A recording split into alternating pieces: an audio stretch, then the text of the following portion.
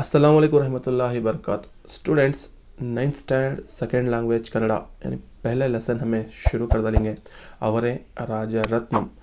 इस लेसन को लिखे सो राइटर कौन भाई का तो KPPT फुल फॉर्म कुप्पल्ली पुट्टप्पा पूर्णचंद्र तेजस्वी। हाँ, नाम में है पुट्टप्पा का तो हमें कुवेंपु याद आता है हमना। हाँ, क्योंकि कुवेंपु का बेटा इनो कुवेंपु के फर्जंद दिनों 1938 में पैदा होती। कहाँ पैदा होती? शिवमोगा डिस्ट्रिक्ट तीर्थहल्ली तालुक कुप्पल्ली में इनो पैदा होती।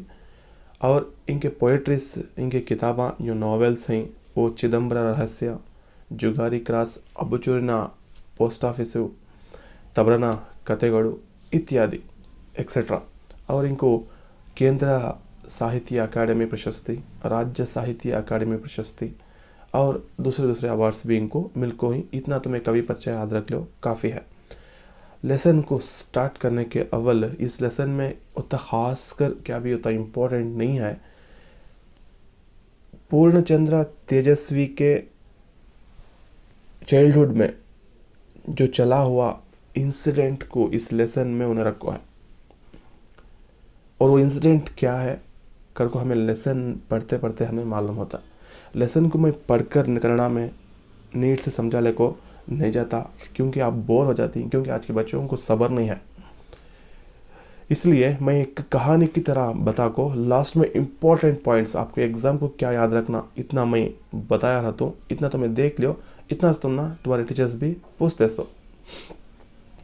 एक मर्तबा क्या हुआ रहता है, KP पूर्णचंद्र तेजस्वी यानी कुवेंपु के घर के सामने बहुत सारे लोग भीख मांगने आते रहती। भिक्षु का अंत करी थी भी, बेगर को हमें भिक्षक के का तो भीख मांगना आते रहती। लेकिन कुवेंपु बहुत जोर कराया आता है, समझाया रहता है और बहुत वार्न कराया रहता है उनके अपने घर में ही सो बच्चों को। कौन कौन रहते हैं उसमें बच्चे? KP पूर्णचंद्र तेजस्वी, चैत्रा और दोनों उनके औलाद रहती। टोटल 4 औलाद उनके रहती। उनको क्लियर सी बोला जाता है, कोई भी भिखारी आयागा तो, कोई भी मांगने आयागा तो उसे घर के से सामने से भगा डालो और उसे भीख मत डालो करके उन्हें बोला जाता। कभी कभी कुवेंपु की बीवी 1-2 मुसीबत में जो फंसे रहती और जो बीमार रहती, उनको उनके हाथ में जितना होता है उतना मदद करते रहती और खाना भी डालते रहती। जब भी कुवेंपु आता है, समझ में रहा है, सारे लोग कुवेंपु की बात के ऊपर खड़े होते रहते। जो भी शख्स आंदे भीख मांगने उसे सामने जाओ भी, मुंदे होगप्पा करके हमें उन्हें बोलते रहती। ये क्यों कुवेंपु इस तरह बोलता रहता है? तो एक मर्तबा एक आश्रम में काम करता रहता है कुवेंपु। वो आश्रम किसका का तो स्वामी सिद्धेश्वरानंदा। स्वामी सिद्धेश्वरानंदा के आश्रम में काम करते रहे। तो स्वामी सिद्धेश्वरानंदा भी कभी भी भिखारियों को एंकरेज नहीं करता था। क्योंकि तो मेहनत करने इनको क्या बीमारी, वाह पढ़ को कमाना, चोरा सोमेरे कर को समझ रहा था। कुवेंपु स्वामी सिद्धेश्वरानंदा के आश्रम में जब रहता है, एक बीमार शख्स के जैसा और एक लंगड़े के जैसा एक इंसान उसके पास आता रहता है कभी कभी भीख मांगने। और कुवेंपु उसके ऊपर रहम खाकर क्या करती, 1 कास 2 कास उसे देते रहती। एक दिन ऐसा उसे भिखारी को 1 कास 2 कास देते जब स्वामी सिद्धेश्वरानंद अचानक वहाँ से गुजरता है। जैसा ही सिद्धेश्वरानंद स्वामी जी को देखता है, जो वो लंगड़ा था, जो बेगर था, उसे देखते ही फौरन बिंगे पावां कर ले को खड़ा था सो इंसान सीधा कर ले को वहाँ से फरार हो जाता है, यानी भाग जाता है। उसे देखकर समझ में आया, सिद्धेश्वरानंदा कुवेंपु गाकर खूब अल्लाता है। देख, अब तो भी मालूम कर लिया तो 1 नंबर के परोड़े आइनो, 1 नंबर के चोरा आइनो, सोमेरे आइनो, चोरा आइनो, धोखा देने वाले धोखेबाज इनो, अब तो भी तुझे अकल लगा ले कर को उसे खूब अल्लाता है। इसे बहुत शर्मिंदगी होती है। किसे? कुवेंपु को। क्या शर्मिंदगी होती है? सिद्धेश्वरानंदा मुझे अल्लाया कर कौन हवे, इतने दिन मैं वो बेगर के पास धोखा खागा ना करने की बात, इस बात को उन्हें बहुत माइंड में बिठा लेता है। जब से ये इंसिडेंट होता है उसके बाद से सबको भी बोल डालता है, कोई भी घर के सामने बेगर आया तो उसे एनकरेज मत करो। बेगर्स का तो यहाँ क्या मीनिंग, ಕಾಮನ್ ಸೆ ಸಾಧಾರಣವಾಗಿ ಮೋಸಗಾರರು ಅಥವಾ ಏನಾದರೂ ಇದೆ ಅಥವಾ ಇಲ್ಲವಾ ಎಂದು ನೋಡಿಕೊಂಡು ಹೋಗಿ ಬರುವ कಳ್ಳರು, सोमारिगढ़ू को फिक्स होगा रहता माइंड इसका।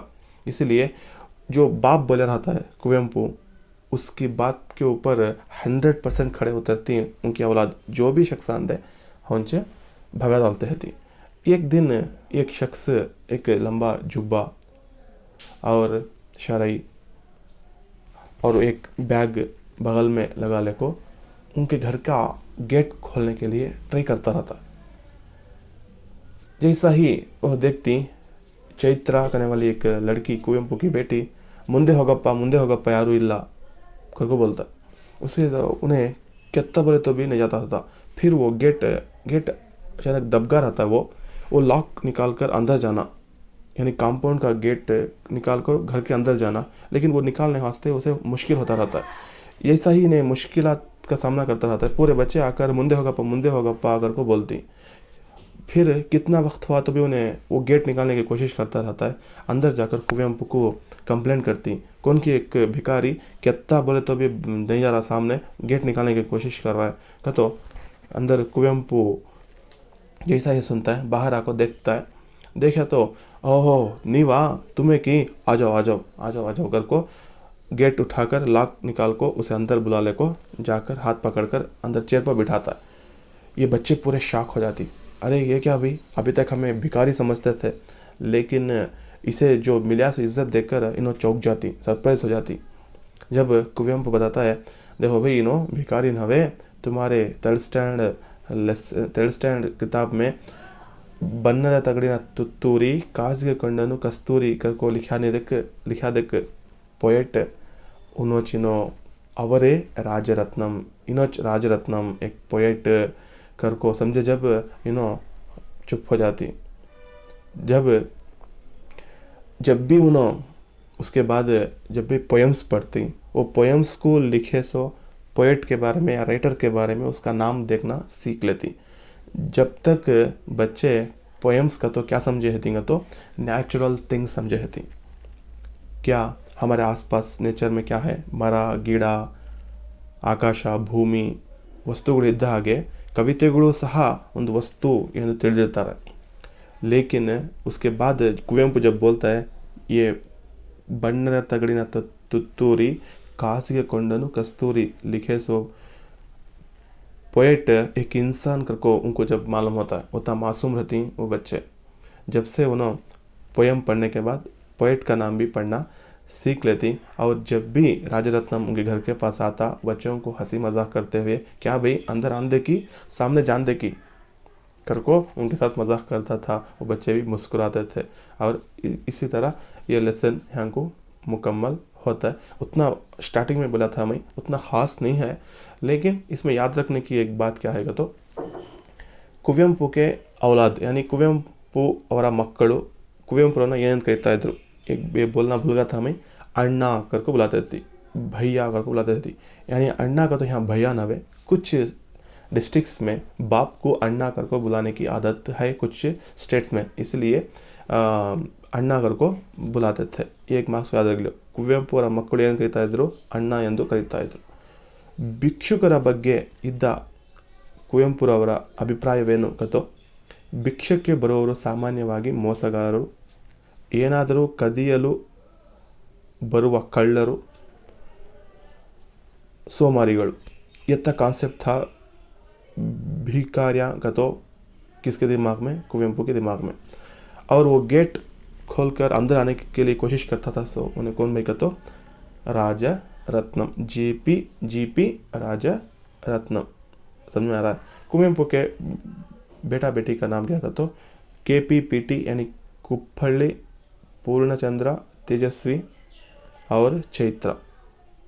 ये दोनों का नाम याद रख लो, काफ़ी है, समझ में आ रहा है। और कौन से आश्रम में काम करता था कौन,